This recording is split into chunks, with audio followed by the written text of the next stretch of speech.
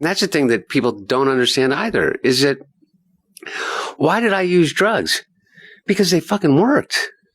They worked. At first, they did what they were supposed to do.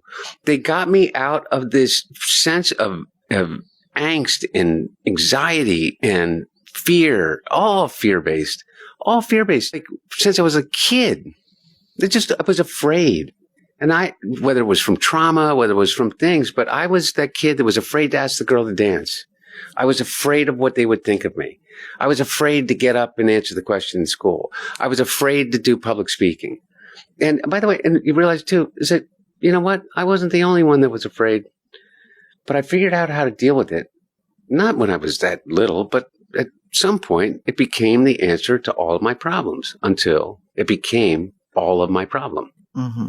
And, anyway, and what you realize is when you talk to other people, when you talk openly about it, you realize how not alone you are. Because one of the things that addiction does, it makes you feel that you're completely alone, that you're terminally unique, that like you got to be the only guy that ever left rehab and went and got a beer. like how fucked up do I have to be to have done that to my wife? I'm going home to see my sons. Like, how horrible human being do I have to be to have done that? They just put up with all of the thing that got me to this rehab. Mm-hmm. I get in a taxi and the first thing I do is betray their trust. Mm-hmm.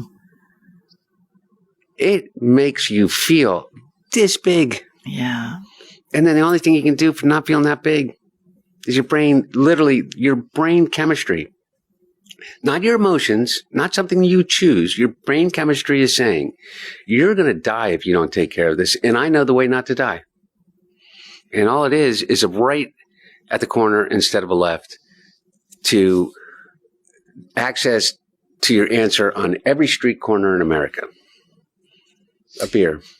You know what I read to help me understand? Or for me, a bottle of Smirnoff.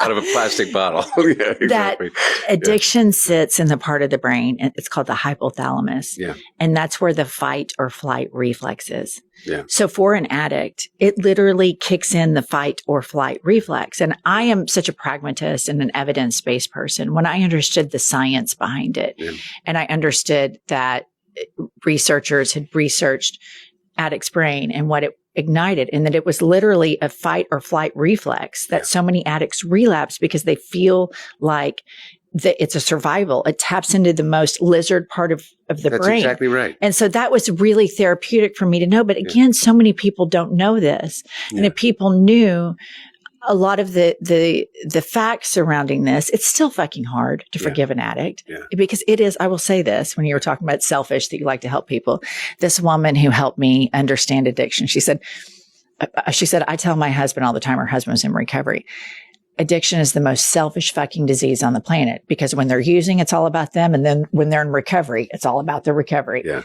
But it's true.